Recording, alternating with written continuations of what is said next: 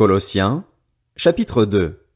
Je veux, en effet, que vous sachiez à quel point il est grand, le combat que je soutiens pour vous, pour ceux qui sont à Laodicée et pour tous ceux qui n'ont jamais vu mon visage.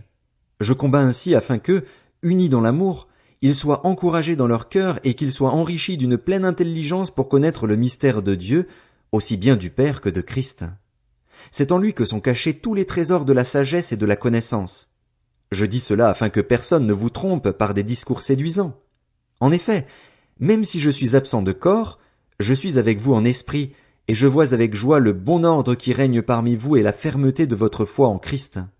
Ainsi donc, tout comme vous avez accueilli le Seigneur Jésus-Christ, marchez en lui. Soyez enracinés et fondés en lui, affermis dans la foi telle qu'elle vous a été enseignée, et soyez-en riches en exprimant votre reconnaissance à Dieu. Faites attention, que personne ne vous prenne au piège par la philosophie, par des tromperies sans fondement qui s'appuient sur la tradition des hommes, sur les principes élémentaires qui régissent le monde, et non sur Christ. En effet, c'est en lui qu'habite corporellement toute la plénitude de la divinité. Vous avez tout pleinement en lui, qui est le chef de toute domination et de toute autorité. C'est en lui aussi que vous avez été circoncis d'une circoncision qui n'est pas faite par la main de l'homme, mais de la circoncision de Christ, qui consiste à vous dépouiller du corps de votre nature pécheresse. Vous avez en effet été ensevelis avec lui par le baptême, et vous êtes aussi ressuscités en lui et avec lui, par la foi en la puissance du Dieu qui l'a ressuscité. Vous qui étiez morts en raison de vos fautes et de l'incirconcision de votre corps, il vous a rendus à la vie avec lui. Il nous a pardonné toutes nos fautes, il a effacé l'acte rédigé contre nous qui nous condamnait par ses prescriptions, et il l'a annulé en le clouant à la croix. Il a ainsi dépouillé les dominations et les autorités et les a données publiquement en spectacle en triomphant d'elles par la croix. Que personne donc ne vous juge au sujet du manger ou du boire, ou à propos d'une fête, d'un nouveau mois ou du sabbat. Tout cela n'était que l'ombre des choses à venir, mais la réalité est en Christ. Que personne, par son goût d'une fausse humilité et du culte des anges, ne vous prive de la victoire. Plongé dans ses visions, un tel homme est sans raison enflé d'orgueil sous l'effet de ses pensées toutes humaines, et il ne s'attache pas à celui qui est la tête. C'est pourtant d'elle que tout le corps, bien nourri et solidement assemblé par ses articulations et ses liens, tire la croissance que Dieu donne. Si vous êtes morts avec Christ aux principes élémentaires qui régissent le monde, pourquoi, comme si vous viviez dans le monde, vous soumettez-vous à toutes ces règles? Ne prends pas, ne goûte pas, ne touche pas. Elles ne concernent que des choses destinées à disparaître dès qu'on en fait usage. Il s'agit bien là de commandements et d'enseignements humains. Ils ont, en vérité, une apparence de sagesse, car ils indiquent un culte volontaire, de l'humilité et le mépris du corps, mais ils sont sans aucune valeur et ne servent qu'à la satisfaction personnelle. Colossiens, chapitre 3. Si donc vous êtes ressuscités avec Christ, recherchez les choses d'en haut, où Christ est assis à la droite de Dieu. Attachez-vous aux réalités d'en haut, et non à celles qui sont sur la terre.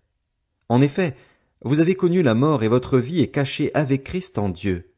Quand Christ, notre vie, apparaîtra, alors vous apparaîtrez aussi avec lui dans la gloire. Faites donc mourir en vous ce qui est terrestre, l'immoralité sexuelle, l'impureté, les passions, les mauvais désirs et la soif de posséder, qui est une idolâtrie. C'est à cause de cela que la colère de Dieu vient sur les hommes rebelles. Vous aussi, autrefois, lorsque vous viviez parmi eux, vous marchiez dans ces péchés. Mais maintenant, renoncez à tout cela, à la colère, à la fureur, à la méchanceté, à la calomnie, aux grossièretés qui pourraient sortir de votre bouche. Ne vous mentez pas les uns aux autres, car vous vous êtes dépouillés du vieil homme et de ses manières d'agir, vous avez revêtu l'homme nouveau qui se renouvelle pour parvenir à la vraie connaissance, conformément à l'image de celui qui l'a créé. Il n'y a plus ni juif ni non-juif, ni circoncis ni incirconcis, ni étranger, ni sauvage, ni esclave ni homme libre, mais Christ est tout et en tous. Ainsi donc, en tant qu'être choisi par Dieu, saint et bien-aimé, revêtez-vous de sentiments de compassion, de bonté, d'humilité, de douceur, de patience. Supportez-vous les uns les autres et, si l'un de vous a une raison de se plaindre d'un autre, pardonnez-vous réciproquement. Tout comme Christ vous a pardonné, pardonnez-vous aussi. Mais par-dessus tout cela, revêtez-vous de l'amour, qui est le lien de la perfection. Que la paix de Christ, à laquelle vous avez été appelés pour former un seul corps, règne dans votre cœur. Et soyez reconnaissants. Que la parole de Christ habite en vous dans toute sa richesse. Instruisez-vous et avertissez-vous les uns les autres en toute sagesse par des psaumes, par des hymnes, par des cantiques spirituels, chantés pour le Seigneur de tout votre cœur sous l'inspiration de la grâce. Et quoi que vous fassiez, en parole ou en acte, faites tout au nom du Seigneur Jésus en exprimant par lui votre reconnaissance à Dieu le Père. Femmes, soumettez-vous à votre mari comme il convient dans le Seigneur. Marie, aimez votre femme et ne vous aigrissez pas contre elle. Enfants, obéissez en tout à vos parents, car cela est agréable au Seigneur. Pères, n'exaspérez pas vos enfants, de peur qu'ils ne se découragent. Esclaves, obéissez en tout à vos maîtres terrestres, et pas seulement sous leurs yeux, comme le feraient des êtres désireux de plaire aux hommes, mais avec sincérité de cœur, dans la crainte de Dieu. Tout ce que vous faites, faites-le de tout votre cœur, comme pour le Seigneur et non pour des hommes, sachant que vous recevrez du Seigneur un héritage pour récompense. En effet, le Seigneur que vous servez, c'est Christ. Mais celui qui agit injustement recevra le salaire de son injustice, et il n'y a pas de favoritisme. Colossiens, chapitre 4. Maîtres, accordez à vos esclaves ce qui est juste et équitable, sachant que vous aussi vous avez un maître dans le ciel. Persévérez dans la prière, veillez-y dans une attitude de reconnaissance. Priez en même temps pour nous, que Dieu nous ouvre une porte pour la parole afin que je puisse annoncer le mystère de Christ, à cause duquel je suis emprisonné, et que je le fasse connaître de la façon dont je dois en parler. Conduisez-vous avec sagesse envers les gens de l'extérieur et rachetez le temps. Que votre parole soit toujours pleine de grâce et assaisonnée de sel, afin que vous sachiez comment il faut répondre à chacun. Tychique, qui est notre frère bien-aimé, un serviteur fidèle et mon compagnon de service dans le Seigneur, vous informera de tout ce qui me concerne. Je vous l'envoie exprès pour qu'il prenne de vos nouvelles et réconforte votre cœur. Je l'envoie avec Onésime, le fidèle et bien-aimé frère qui est l'un des vôtres. Ils vous informeront de tout ce qui se passe ici.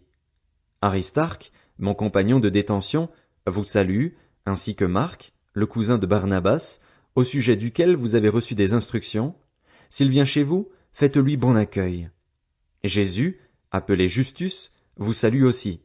Ils sont parmi les circoncis les seuls qui travaillent avec moi pour le royaume de Dieu et ils ont été un grand encouragement pour moi. Épaphras, qui est l'un des vôtres, vous salue. Serviteur de Jésus-Christ, il ne cesse de combattre pour vous dans ses prières afin que vous teniez bon, comme des hommes mûrs, pleinement disposés à faire toute la volonté de Dieu. Je lui rends en effet ce témoignage, il se dépense sans compter pour vous, pour ceux de Laodicée et pour ceux de Hiérapolis. Luc, le médecin bien-aimé, vous salue, ainsi que Démas. Saluez les frères et sœurs qui sont à Laodicée, ainsi que Nymphas et l'église qui est dans sa maison. Lorsque cette lettre aura été lue chez vous, faites en sorte qu'elle soit aussi lue dans l'église des Laodicéens. Lisez à votre tour celle qui vous arrivera de Laodicée. Dites à Archippe, veille sur le service que tu as reçu dans le Seigneur afin de bien l'accomplir. Je vous salue, moi Paul, de ma propre main. Souvenez-vous de ma condition de prisonnier. Que la grâce soit avec vous.